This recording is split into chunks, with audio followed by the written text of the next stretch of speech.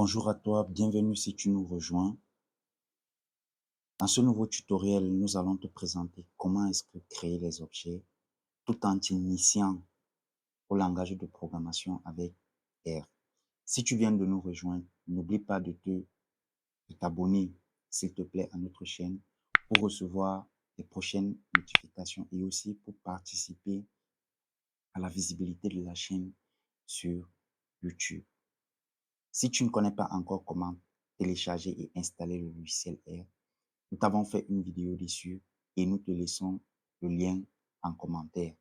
Également, si tu ne connais pas comment créer un projet et sauvegarder ton script, nous avons également fait une vidéo dessus et nous te laissons le lien en commentaire. Aujourd'hui, comme annoncé, nous allons donc voir comment est-ce qu'on crée des objets. À savoir que les objets sont les premiers éléments de la manipulation du logiciel R. Donc, il faut connaître comment est-ce que on va créer des objets. La dernière fois, en se séparant, nous avons créé l'objet A et nous lui avons attribué la valeur 3. Créons un autre objet qu'on va appeler B et attribuons-lui la valeur 5. Si tu ne connais pas encore comment faire cette flèche, laisse-moi un commentaire pour m'indiquer ton type de clavier et je vais te répondre sur comment est-ce que retrouver cette flèche sur ton clavier. Très bien. Attribuons donc à B la valeur 5. Réattribuons à A la valeur 3. Très bien. On vient de créer les objets A et B. Amusons-nous à faire quelques petites opérations avec ces objets. C'est-à-dire quoi? R reconnaît A maintenant comme 3 et B comme 5. Si nous faisons B plus A, la réponse obtenue est 8. B plus A égale 8. Donc, c'est-à-dire 5 plus 3 donne 8. Si nous faisons B fois A, nous avons 15. Effectivement, 5 fois 3 donne 15. Donc, imaginez-vous que vous avez un petit frère à la maison à qui vous attribuez la valeur 5 et une petite sœur à qui vous attribuez la valeur 3. Si vous faites votre petit frère fois votre petite sœur, vous aurez 15. C'est un peu ça le jeu. Vous êtes donc en train de faire de la programmation. Et ici, nous sommes en train de vous initier donc à cette programmation. On peut faire également B moins A.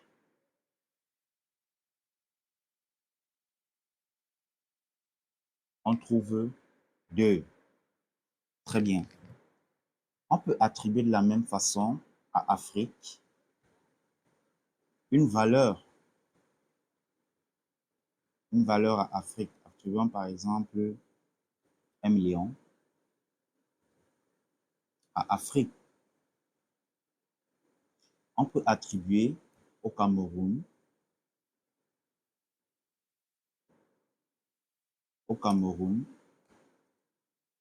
la valeur, par exemple, 14 000. On peut attribuer à Francis Ngannou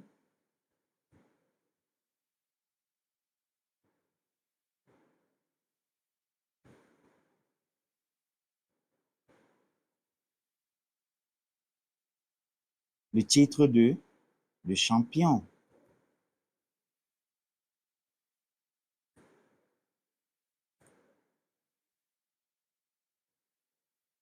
Bon, R nous dit ici là que champion n'est pas trouvé parce que on n'a pas encore inclus la valeur champion dans le logiciel. Si on dit par exemple que champion prend la valeur 5 000 milliards,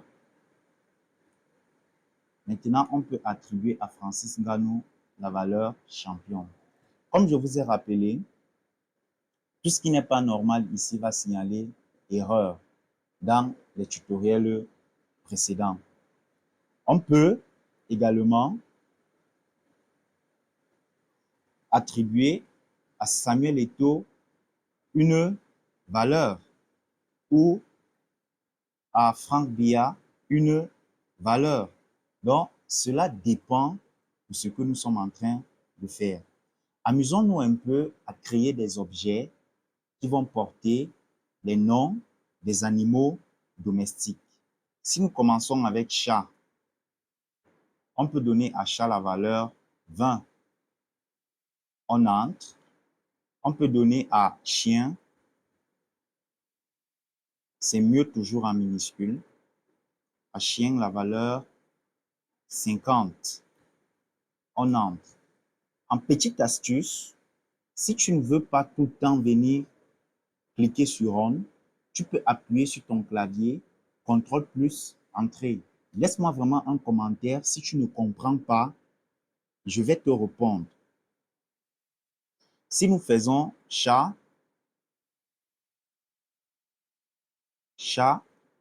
plus chien, nous avons 70. Si nous faisons chien moins chat,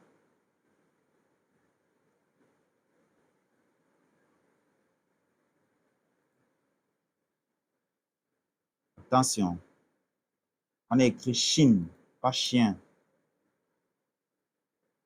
Chien moins chat, nous avons 30.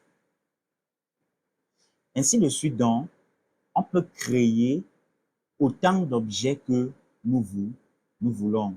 Nous pouvons attribuer n'importe quel objet. On peut peut-être prendre patate. On attribue à patate une valeur qui peut peut-être être 1. On attribue à carotte